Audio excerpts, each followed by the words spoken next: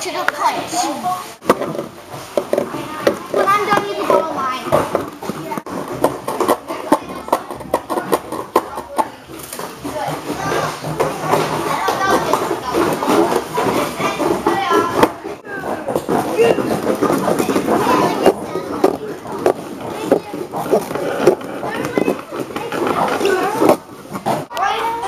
Go.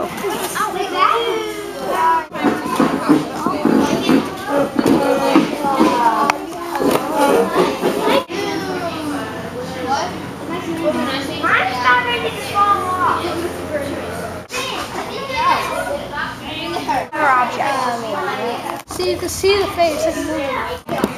This is only part of the box. Yeah. The other half is. It's a little idea because Burke had an idea All with something adjustable, and then I was like, oh, it's cool.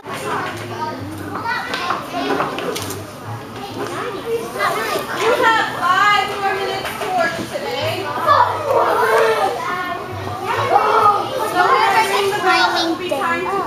Is that how it goes? Yeah, so then they can walk up there and then jump up there and do all sorts of like.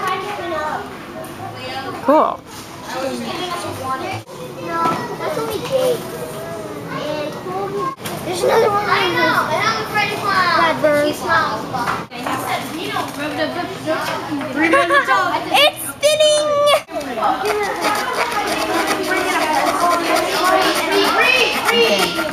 Don't come close. It has knives on it.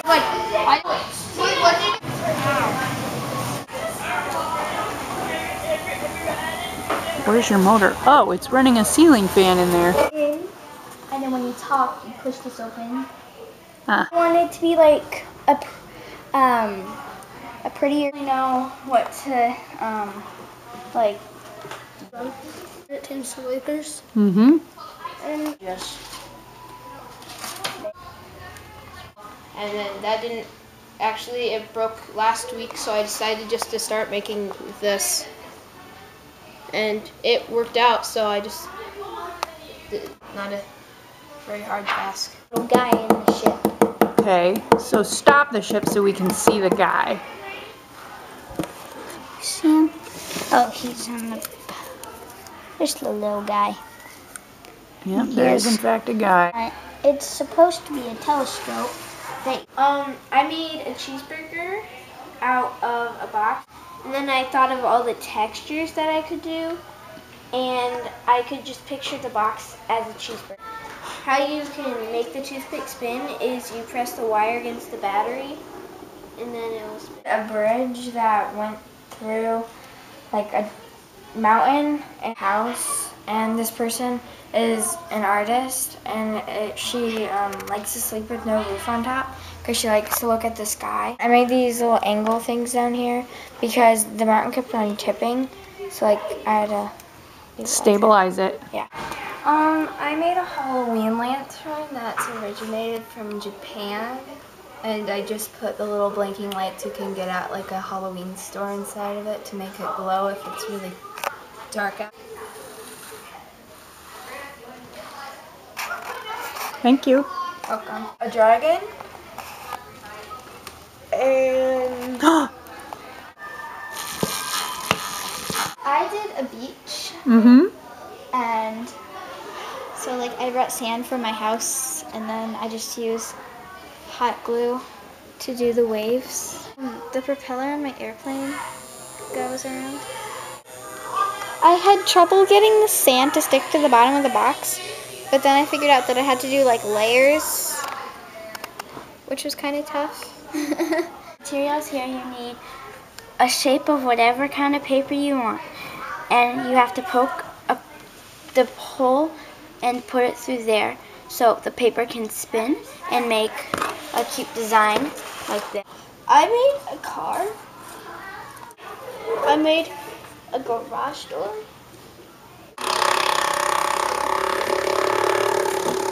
Nice. Garage door goes down. Up by itself too. So this is more like a basket type box, and when I take the motor and I start spinning it, it's gonna look like a planet. All right. one of the planets. Once it gets to full speed. And what I did to make that is while it was going, I'd take an oil pastel and I'd just put it right on there, and then I'd make the circle, and I'd do that with all different colors, and then I'd make it. So once that stops, I can do the other side. There's two of them. There's another one. And they look like really bad from the view right now, but then when you start it, it actually looks perfect.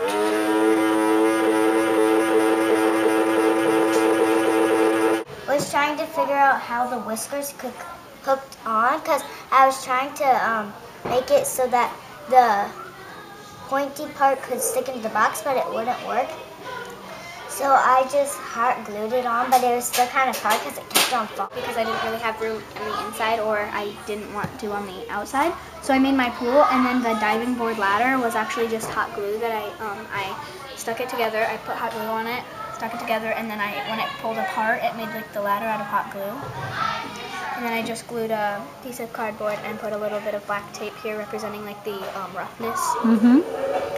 But then I made my ladders out of a harder paper than normal paper, and put a little swing right here as like a play set. And then I made my this ladder out of wire, and it comes and almost touches the ground. If you pull it a little, it'll touch the ground. But then on the inside, I made a portrait of the Victorian house. Wow. Okay. And I made a couple little pictures on the wall, and a little mantle out of a shrinky dink. Wow. And then I made another set of stairs leading up to an upstairs with a futon, and a little bit of carpet, which was a little bit of like felt, and then a little book, and then a little sign that says Home Sweet Home. It's a record-playing robot dog.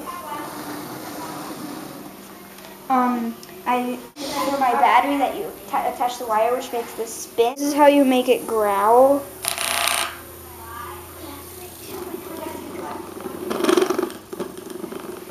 It makes a really high-pitched squeaking noise, like it's like barking at someone, barking at something. Like a rah, rah. Motor, I stuck my battery through my box, and then I stuck my wire through here, and if I put the end of it, it spins. It has a little lock on it, so you can pull that out and open it up. It actually has a stand on the back. I'll turn it around. It actually has a stand. If you get it set right, it'll stay there. So, yeah, and then you can close this, and there's a battery here with a motor, and it'll turn this. It's supposed to be a bird, or whatever you want to call it. I taped it down so that it won't fly out of control.